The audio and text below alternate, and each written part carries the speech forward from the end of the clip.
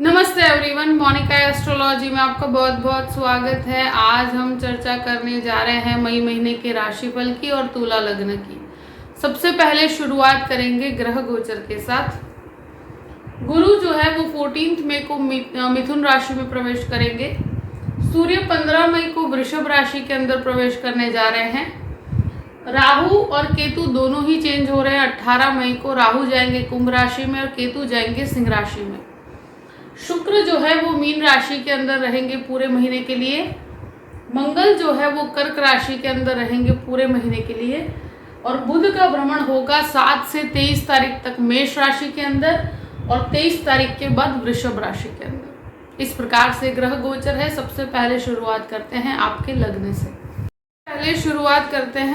लग्न से तुला लग्न, और लग्न का स्वामी बनता है शुक्र। शुक्र आपके छठे घर के अंदर है, शनि के साथ है और राहु के साथ 18 तारीख तक रहेंगे।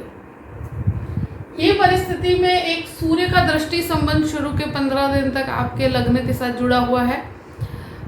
ये एक ऐसी परिस्थिति है जहां लग्न लॉर्ड की परिस्थिति छठे घर में है और राहु के साथ होने की वजह से मैं कह सकती हूँ कि इस महीने करियर से संबंधित कुछ कंफ्यूजन्स रहेंगे। आप जो भी काम करते हैं उसमें काफ़ी मेहनत पड़ेगी। और एक चीज़ डेफिनेटली कहूँगी कि शुरू के 18 डेज लग्न लॉर्ड छठे घर में होने के साथ साथ लग्न लॉर्ड राहु के साथ है और शनि के साथ है। तो ये कॉम्बिनेशन के अंदर आपको बहुत सतर्क रहना चाहिए। बहुत ज़्यादा चेंजेस, बहुत ज़्यादा बदलाव को आप अवॉइड कीजिएगा। यहाँ जब लग्नेश छठे घर में होते हैं, भले ही उच्च के होते हैं, मगर ये परिस्थिति के अंदर व्यक्ति काफ़ी कन्फ्यूजन का और मेहनत करने का सामना करना पड़ता है। आपको करियर में बहुत ज़्यादा स्ट्रगल करना पड़ता है और एक डिसीजन मेकिंग के अंदर बहुत समस्याएं होती है। तो ऐसी परिस्थिति में आपको एक कहते हैं ना कि एक संयम में रहकर और जो काम कर रहे हैं उसी को पकड़ के चलिए। 18 तारीख के बाद आपके कन्फ्यूजन्स धीरे धीरे सॉर्ट आउट होना शुरू होंगे। सेकेंड हाउस की बात करते हैं। सेकेंड लॉर्ड जो है वो आपके दशम भाव में है। देखिए, सेविंग्स बहुत नीचस्त होने की वजह से मुझे लगता है कि ये परिस्थिति में आप अपनी सेविंग्स को अपने करियर के अंदर या अपने बिजनेस के अंदर यूज़ करना चाहेंगे, या इस तरह की परिस्थितियां यहाँ देख सकते हैं। बहुत कैलकुलेटिव अप्रोच रखिएगा क्योंकि यहाँ सेविंग्स में बहुत ज़्यादा बढ़ोतरी नहीं है। ये परिस्थिति में अगर आप अपने फैमिली के कोई बिजनेस के अंदर भी है तो वहाँ पर कुछ विवादित माहौल रहेगा। अगर ब्रदर सिस्टर रिलेशनशिप के साथ आप बिजनेस कर रहे हैं तो वहाँ पर भी कुछ न कुछ उतार चढ़ाव का सामना करना पड़ सकता है। वाणी को यहाँ पर बहुत ज़्यादा संयम में रखना है। जब कार्यस्थल की बात कही जाए, आपके कार्यस्थल में बहुत सोच समझ के बातचीत कीजिएगा। तृतीय भाव की बात करते हैं। तृतीयेश गुरु बनकर पहले अष्टम भाव में, अब नवम भाव में आएंगे। देखिए, थर्ड लॉर्ड बहुत अच्छी पोजिशनिंग में आ रहे हैं। 14 के बाद गुरु आपके भाग्य स्थान में आते हैं। वहां से आपके जीवन में एक परिवर्तन आना शुरू होगा। ट्रैवलिंग बढ़ेगा, ट्रैवलिंग से लाभ बढ़ेगा। अगर कहीं पर भी एक तरह से कहा जाए कोई बदलाव की आप इच्छा रखते हैं तो उस तरफ आप सोचना शुरू करेंगे। कोई इनिशिएटिव भी लेना चाहते हैं तो वहां पर आप अपने आप को प्री प्लान कर पाएंगे। मगर ये परिस्थिति में स्पेशली आपके प्लानिंग बहुत ज़्यादा व्यवस्थित रूप पे हो पाएगी। तो 14 के बाद चीज़ों को आप प्लान करना शुरू कीजिए।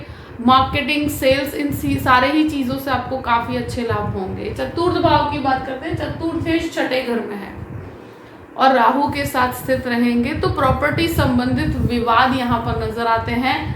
मंगल का दृष्टि संबंध यहाँ पर प्रॉपर्टी कंस्ट्रक्शन के लिए बहुत अच्छा है।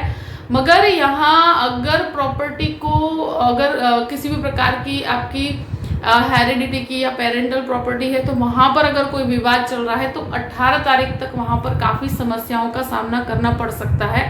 तो 18 तक आप हो सके तो किसी भी विवाद को अवॉइड कीजिए। 18 के बाद परिस्थितियाँ अपने आप बनना शुरू होंगी। यहाँ एक चीज़ है कि मदर की हेल्थ का भी आप 18 तारीख तक बहुत ध्यान रखिएगा। अब बात करते हैं आपके पंचम भाव की। देखिए, पंचमेश जो है वो छठे घर में है। पंचम भाव में अब राहु आएंगे।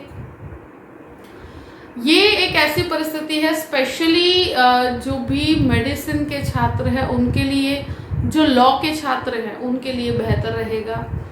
स्टूडेंट्स के लिए ये समय के अंदर बहुत सारे उतार चढ़ाव हैं और स्टूडेंट्स अपने जीवन में बहुत सारी परेशानियों का सामना कर रहे हैं। ये डेफिनेटली कहूँगी कि इस महीने भी वो संघर्ष बना रहेगा, मगर इसका रिजल्ट अब आपको पॉजिटिव मिलेगा। गुरु का एक दृष्टि संबंध यहाँ पर बनता है जो आपको काफ़ी मदद करेंगे, सही गाइडेंस प्राप्त होगा। राहु यहाँ पर 18 तारीख के बाद आएंगे, उससे पहले आपका पंचमेश छठे घर में है, तो लव रिलेशनशिप में बहुत सारे उतार चढ़ाव, बहुत सारी परेशानियों का सामना करना पड़ सकता है। एक तरह से कम्युनिकेशन गैप हो सकता है। यहाँ 18 के बाद राहु आते हैं, वो लव रिलेशनशिप को बहुत ज़्यादा एक्टिवेट करते हैं। तो जो भी स्टूडेंट्स हैं उनको भटकाव से दूर रहना है 18 के बाद बहुत ज़्यादा, क्योंकि ये करियर को लेकर आप बहुत ज़्यादा फोकस्ड रहिएगा। और स्पेशली जो आईटी और मेडिसिन के छात्र हैं उन लोगों के लिए बेहतर परिस्थिति 18 के बाद शुरू होती है। यहाँ डेफिनेटली कहूँगी कि शेयर मार्केट में इस महीने बहुत सतर्क रहना है, बहुत ज़्यादा पॉजिटिविटी यहाँ मुझे नज़र नहीं आती। 6th हाउस की बात करते हैं। 6th लॉर्ड पहले अष्टम भाव में, फिर नवम भाव में, छठे घर में बहुत सारे प्लैनेट्स हैं। देखिए, रोग ऋण शत्रु का घर है, यहाँ आपके स्वास्थ्य पे काफ़ी इफेक्ट पड़ता है। आपके अंदर शुगर रिलेटेड अगर प्रॉब्लम्स है या बोन से रिलेटेड प्रॉब्लम्स चल रही है तो वहाँ पर आपको काफ़ी परेशानियों का सामना करना पड़ सकता है। थायराइड से संबंधित समस्याएं, ऐसी कोई भी परिस्थिति है तो उसको आपको एक तरह से शुरू के 18 दिन थोड़ा संभाल के रहना है। अपने स्वास्थ्य को बहुत ज़्यादा सतर्क रहकर चलाना है। देखिए, शत्रु हावी नहीं हो पाएंगे, कहीं पर भी शत्रु आप पर हावी नहीं हो पाएंगे। ये एक ऐसी परिस्थिति है कि शनि शुक्र का जो कॉम्बिनेशन है, और शनि आपके एक तरह से बच्चों से रिलेटेड भी होता है, तो बच्चों से रिलेटेड अगर कोई विवाद है या मानसिक परेशानी है उसका सामना यहाँ पर करना पड़ सकता है। यहाँ लोन लेते हैं तो कैलकुलेटिव अप्रोच के साथ लीजिए और 18 तारीख के बाद लीजिएगा। 7th हाउस की बात करते हैं। 7th लॉर्ड नीचस्थ है। 7th हाउस में सूर्य रहेंगे 15 तारीख तक, और बुध भी यहाँ पर रहेंगे, वो 23 तक रहेंगे। तो ये परिस्थिति के अंदर जो 12th लॉर्ड बन के बुध यहाँ पर बैठे हैं, और गृहस्थ जीवन के अंदर उतार चढ़ाव का सामना आप ऑलरेडी कर रहे हैं, और ये मंगल नीचस्थ होने की वजह से परेशानियां और ईगो क्लैश बनी रहती है। इस परिस्थिति में डेफिनेटली जो लोग पति पत्नी मिलकर कोई मेडिसिन का काम कर रहे हैं उनके लिए बेहतर है। यहाँ बिजनेस के अंदर और पार्टनरशिप में बहुत सारे डिसएग्रीमेंट्स रहेंगे। ये महीना उतार चढ़ाव से भरा हुआ है। 18 के बाद परिस्थितियाँ आपको बहुत, कहते हैं ना कि बदलती हुई नजर आएगी। और ये एक ऐसी परिस्थिति है कि जहाँ मंगल तो इस महीने पूरे ही महीने नीचस्थ है, तो गृहस्थ जीवन में हो सके वहाँ तक, क्योंकि लग्न लॉर्ड भी छठे घर में है, तो विवाद, बहुत ज़्यादा लंबी बहसबाजी, इससे आपको कंप्लीटली दूर रहना पड़ेगा। अष्टम भाव की बात करते हैं। अष्टमेश शुक्र बनकर आपके छठे घर में है। ये एक ऐसी परिस्थिति बनती है कि देखिए, स्वास्थ्य ये महीने बहुत प्रायोरिटी लेकर चलता है, और स्वास्थ्य संबंधित अगर कोई भी समस्या है तो उसको लाइटली नहीं लेना है, एटलीस्ट 18 तक। और सूर्य यहाँ अष्टम भाव में आएंगे, और ये 15 तारीख के बाद आते हैं, तो कहीं ना कहीं थोड़ा सा चिंता परेशानियां यहाँ पर बनी रहती है। पढ़ाई से संबंधित, लोगों के साथ संबंधों से संबंधित, कुछ रिसर्च बेस्ड काम करते हैं तो उसमें भी काफ़ी बाधाएं महसूस आप कर पाएंगे। मगर ये समय के अंदर आपको जो काम कर रहे हैं उसी को पकड़ के चलना है, वही आपके लिए बेहतर रहेगा। 9th हाउस की बात करते हैं। 9th लॉर्ड बुध बनकर आपके 7th हाउस में और फिर 8वें घर के अंदर। तो देखिए, अगर कोई मास्टर लेवल एजुकेशन लेना चाहते हैं तो ऐसी परिस्थिति के अंदर मैं कहूँगी कि क्योंकि आपकी जिस तरह की परिस्थितियाँ देखी जाती है, और आप अगर स्टूडेंट्स है, कोई रिसर्च बेस्ड एजुकेशन के स्टूडेंट है, तो वहाँ पर आप 14th के बाद कोई भी मास्टर लेवल एजुकेशन ले सकते हैं। पिता के बिजनेस के अंदर भी आपके लिए बेहतर परिस्थिति रहेगी।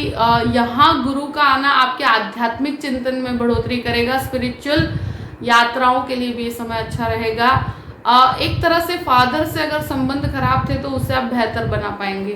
10th हाउस की बात करते हैं। देखिए, दशम भाव में मंगल नीचस्थ है, बहुत ज़्यादा करियर में चेंजेस, बदलाव हो सके वहाँ तक एकदम से मत कीजिएगा, बहुत सोच समझ के और प्री प्लान करके कर सकते हैं। कोई भी काम करना चाहें आप कैलकुलेटिव अप्रोच रखिएगा। इस महीने लग्न लॉर्ड भी छठे घर में है, तो ऐसी परिस्थिति में आप कहीं पर भी बहुत बड़ा रिस्क नहीं ले सकते। मंगल नीचस्थ होने की वजह से सुपीरियर्स के साथ काफ़ी झगड़े विवाद रहते हैं, और मंगल नीचस्थ होने पर मेडिसिन के अंदर बहुत अच्छा लाभ होता है। और साथ साथ में अगर आप कोई भी प्रकार का कोर्ट कचहरी का काम करते हैं तो वहाँ पर भी आपको लाभ मिलेंगे, मगर करियर में बहुत ज़्यादा बदलाव, बहुत ज़्यादा चेंजेस को अभी राइट नाउ अवॉइड कीजिएगा। अब बात करते हैं आपके 11th हाउस की। 11th लॉर्ड जो है यानी कि सूर्य बनकर आपके 7th हाउस में और फिर अष्टम भाव के अंदर है, तो अब केतु यहाँ पर आ रहे हैं। ऐसी परिस्थिति में व्यक्ति का एक तरह से जो भी सर्कल रहता है, लोगों के साथ व्यवहार होता है, उसको वो डेवलप करने की कोशिश करता है, और जो बहुत ज़्यादा सीमित होते हैं, बहुत ज़्यादा लोगों के साथ नहीं रहेगा। यहाँ पर एक चीज़ डेफिनेटली कहूँगी कि ब्रदर सिस्टर रिलेशनशिप में थोड़ा सा विवादित माहौल रहेगा, एक डिटैचमेंट सा हो सकता है। दूसरी चीज़, यहाँ पर सूर्य की जो परिस्थितियाँ बनती है, तो बिजनेस से रिलेटेड यहाँ पर शुरू के 15 दिन में आपको काफ़ी अपॉर्चुनिटीज़ भी प्राप्त होंगी। ये महीने में एक मिले जुले परिणाम आपको देखने को मिलेंगे। 12th हाउस की बात करते हैं। 12th लॉर्ड जो है वो 7th और फिर अष्टम भाव में यहाँ केतु स्थित है शुरू के 18 दिन। देखिए, केतु 12th हाउस में जो होते हैं वो एक तरह से योगा है, प्राणायाम है, एकांत में रहना है, इस तरह की परिस्थितियाँ देते हैं। जहाँ पे भी व्यक्ति होता है वो काफ़ी स्थान परिवर्तन करता है। ऐसी परिस्थिति में विदेश यात्राओं में काफ़ी हेल्पफुल परिस्थिति रहती है। स्टूडेंट्स अगर पढ़ाई के लिए बाहर जाते हैं तो उनके लिए ये समय एक तरह से, स्पेशली मेडिकल के छात्र हैं तो वहाँ पर आपके लिए लाभकारी समय है, और वो भी 7 तारीख के बाद का समय मच बेटर रहेगा। ऐसी परिस्थिति में मैं डेफिनेटली कहूँगी कि कोर्ट कचहरी का अगर कोई विवाद चल रहा है या कोर्ट कचहरी का कोई मैटर चल रहा है, तो वहाँ पर परिस्थितियों को आप कंट्रोल कर पाएंगे और उससे आपको छुटकारा मिलने का एक रास्ता ज़रूर प्राप्त होगा। यहाँ अगर म्यूचुअल अंडरस्टैंडिंग के साथ चलते हैं तो आपके लिए बेहतर रहेगा। जो भी परिस्थिति है मैंने आपके सामने रख दी है। आई होप कि ये वीडियो आपको पसंद आया होगा। पसंद आया हो तो लाइक भी कीजिएगा और सब्सक्राइब भी कीजिएगा। Thank you so much. जय श्री कृष्ण।